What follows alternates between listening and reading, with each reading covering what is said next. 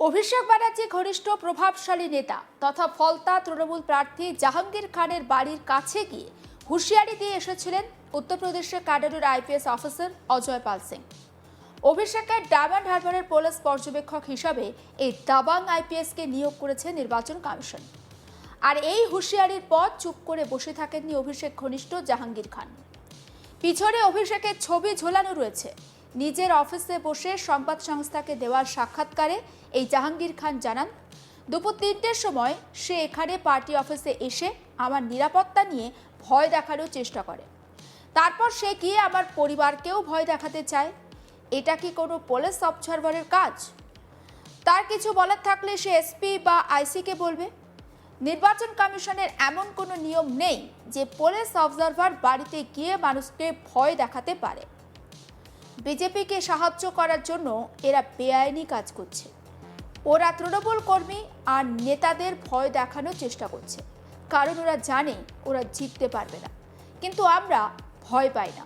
একবার শোনাবো তৃণমূল প্রার্থী জাহাঙ্গীর খানের বক্তব্য।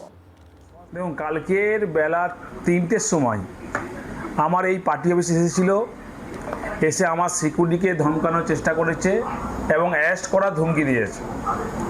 তারপরে আমি অফিসে ছিলাম, আমি অফিসে বেরিয়ে যখন চেঁচামেচি করলাম, তারপরে ওরা আমার চেঁচামেচি শুনে ওরা টুকটুক করে এগিয়ে গিয়ে আমার বাড়ির দিকে গিয়েছিল। আমার বাড়ির দিকে গিয়ে আমার বাড়ির কাছে গিয়ে আমার বাড়ির লোককে বা আমার এলাকায় ও ধমকানোর চেষ্টা করেছে এবং বড় বড় ডায়লগ দিয়ে গেছে।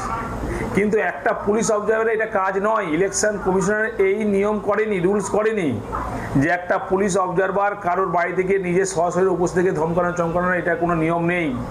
ইলেকশন কমিশনের কোনো নিয়ম নেই। ওনার যদি কিছু বলার থাকে উনি এসপিকে বলতে পারে, লোকাল আইসিকে বলতে পারে। ওনার এখতিয়ার নেই, ইসিআইয়ের কোনো নিয়ম নেই যে উনি ডাইরেক্ট গিয়ে সরাসরি কাউকে ধমকানো চমকানো। উনি এক্সিকিউটিভ অফিসার। তারা আজকের উনি হচ্ছে আইনের ঊর্ধ্বে উঠে বেআইনিভাবে তারা বিজেপিকে মদত দেওয়ার জন্য তারা এই ধরনের ধমকানো চমকানোর চেষ্টা করছে তৃণমূল কংগ্রেসের নেতা কর্মীদেরকে। কিন্তু তৃণমূল কংগ্রেসের নেতা কর্মীরা এই ধমকানো চমকানো ভয় পায় না। আমরা মমতা ব্যানার্জির সৈনিক, আমরা অভিষেক ব্যানার্জির সৈনিক। আমরা নত হব মানুষের কাছে, গণদেবতার কাছে।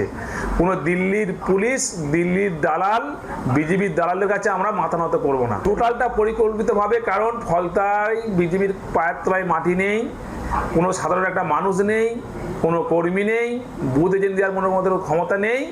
তাই ওরা পুলিশ অবজারভারকে কাজে লাগিয়ে, ইসিআইকে কাজে লাগিয়ে, সিআরপিএফকে দিয়ে ফলতার তৃণমূল কংগ্রেসের নেতা কর্মীদেরকে ধমকানোর চেষ্টা করছে, চমকানোর চেষ্টা করছে। কিন্তু যত ওরা ধমকাবে চমকাবে তৃণমূল কংগ্রেসের নেতাদেরকে, ততই তৃণমূল কংগ্রেসের নেতা কর্মীরা তত বলিষ্ঠ হবে, শক্তিশালী হবে। এখানেই শেষ নয়। সোমবার 27শে এপ্রিল প্রচারের একেবারে শেষ দিনে ফলতা বিধানসভা এলাকায় একটি নির্বাচনী সভায় নাম না করে ওই দাবাং আইপিএস অফিসারকে পাল্টা হুঁশিয়ারি দিয়েছিলেন জাহাঙ্গীর খান। তিনি বলেন, ওরা অনেক খেলা দেখাচ্ছে, খেলা ওরা শুরু করেছে, শেষটা কিন্তু আমরা করব। তাই পিকচার আভি বাকি হ্যাঁ মেরে দোস্ত, পিকচার এখনো বাকি আছে। কয়েকটা সিআরপিএফ নিয়ে বড় বড় কথা বলছে, কিন্তু আজকে বঙ্গনগর 1 নম্বর অঞ্চলের মানুষ যদি হেঁটে যায় না, সিআরপিএফ হাওয়ায় উড়ে যাবে। শুনুন ঠিক কি বলছেন জাহাঙ্গীর। আজকে ওরা অনেক খেলা দেখাচ্ছে, তা খেলা তো ওরা শুরু করেছে, শেষটা কিন্তু আমরা করব। খেলা তো ওরা শুরু করেছে, কিন্তু শেষটা আমরা করব। তাই পিকচার আবি বাকি মেরা দোস্ত, পিকচার এখনো বাকি আছে, সময় শুরু হয়েছে। তোমরা ভাবছো নিজেকে কয়েকটা সিআরপিএফ নিয়ে বড় বড় মাতালা দিচ্ছ, কিন্তু আজকের বঙ্গনগর 1 নম্বর অঞ্চলে মানুষ যদি হেঁটে যায় না, সিআরপিএফ হাওয়ায় উড়ে যায়। তাই সেই বিজেপি দালাল সিআরপিএফকে বলতে চাই, ক্ষমতা আছে বঙ্গনগর 1 নম্বর অঞ্চলে মানুষের জনসমুদ্র, জনস্রোত দেখে যাক। আমার একটা মায়েরা হলো দুর্গা, দুর্গা রূপে কিভাবে অসুরকে বধ করতে হয় তারা জানে। একইভাবে বিজেপির দালাল সিআরপিকে কিভাবে জব্দ করতে হয়, কিভাবে টাইপ করতে হয় সেটা ভালোভাবে জানে। তাই মায়েরা যখন সঙ্গে আছে, আমার বিশ্বাস ওদের এই ধমকানো চমকানো আমরা মেনে নেব না। দ্বিতীয় দফা তথা শেষ দফা নির্বাচনে যে সমস্ত জেলায় ভোট রয়েছে তার মধ্যে দক্ষিণ 24 পরগনা অন্যতম। আর ভোটে এই জেলার পুলিশ পর্যবেক্ষক করে নিয়ে আসা হয়েছে উত্তরপ্রদেশের encounter specialist Singham police officer Ajay Pal শর্মাকে। ইতিমধ্যে ময়দানে নেমে পড়েছেন তিনি। সোমবারই যে সমস্ত ভিডিও আজ তাক বাংলার হাতে এসেছে তাতে দেখা যাচ্ছে দক্ষিণ 24 পরগনার ফলতায় পৌঁছে গিয়েছেন অজয় পাল শর্মা।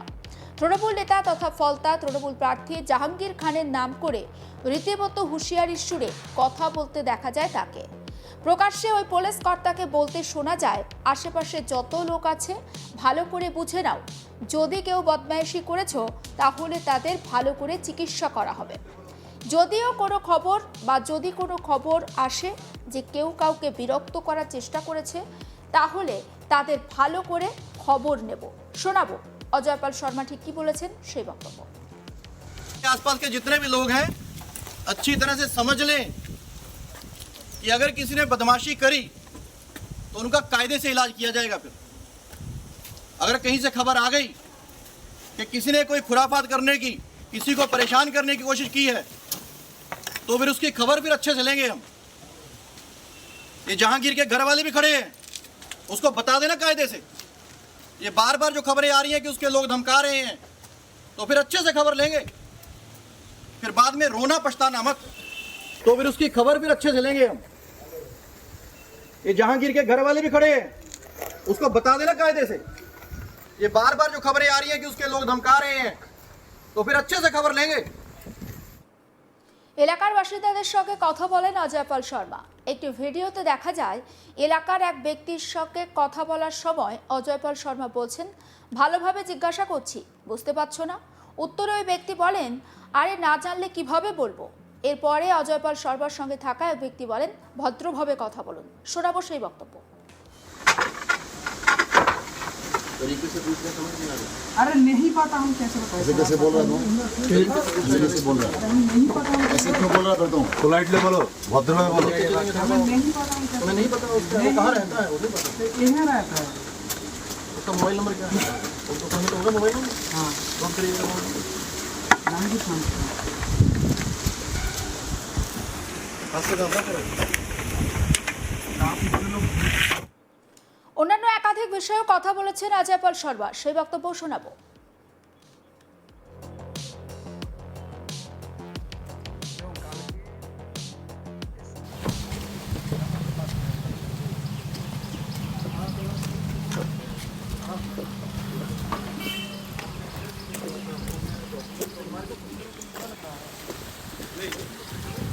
এদিকে একটি সংবাদ মাধ্যমের পুরনো প্রতিবেদন তুলে ধরে অজয় পাল শর্মার বিরুদ্ধে দুর্নীতি আর মহিলার বিশ্বাস অর্জন করে তার সঙ্গে চিটিংবাজি করার অভিযোগ রয়েছে বলে দাবি করেছে তৃণমূল কংগ্রেস। শোনাবো রিজু দত্ত তৃণমূল নেতা ঠিকই বলছেন সেই বক্তব্য। অজয় পাল শর্মা, অজয় পাল শর্মা কে? অজয় পাল শর্মা হচ্ছে সেই ব্যক্তি যাকে নির্বাচন কমিশন ডায়মন্ড হারবারের পুলিশ অবজারভার বানিয়ে এনেছে। এই অজয় পাল শর্মা ডায়মন্ড হারবারের নিরীহ মানুষদের ধমকাচ্ছে, চমকাচ্ছে, রাতের অন্ধকারে মানুষের বাড়িতে রেড করছে, রাতের অন্ধকারে সার্চিং এর নাম করে বাড়িতে ঢুকে মহিলাদের সাথে অশ্লীল ব্যবহার করছে, মহিলাদের গায়ে হাত দিচ্ছে। কিন্তু এই অজয় পাল শর্মা একটা রঙিন চরিত্র। কারণ 2000 এই আর্টিকেলটা আরেকবার দেখাই আমি আপনাদের। এই অজয় পাল শর্মা মার্চ 2020-তে দুটো ইনভেস্টিগেশনের কেন্দ্রবিন্দু ছিল। দুটো ইনভেস্টিগেশনের কেন্দ্রবিন্দু, যেখানে প্রথম ইনভেস্টিগেশনটা ছিল দুর্নীতির, দ্বিতীয় ইনভেস্টিগেশনটা ছিল ক্রিমিনাল ব্রিচ অফ ট্রাস্ট, মানে একজন মহিলার বিশ্বাস অর্জন করে তার সাথে চিটিংবাজি করা, তার সাথে ফেরেববাজি করা। প্রথম ইনভেস্টিগেশনে অজয় পাল শর্মাকে ট্রান্সফার করা হয়, যেখানে প্রমাণ ছিল যে অজয় পাল শর্মা একটা সিন্ডিকেট করে পয়সা নিত বিভিন্ন অফিসারদের থেকে তাদের পোস্টিং দেওয়ার জন্য। সমস্ত আপডেট পৌঁছে দেবো আপনাদের কাছে। নজর রাখুন আজ তাক বাংলায়, সাবস্ক্রাইব করতে ভুলবেন না।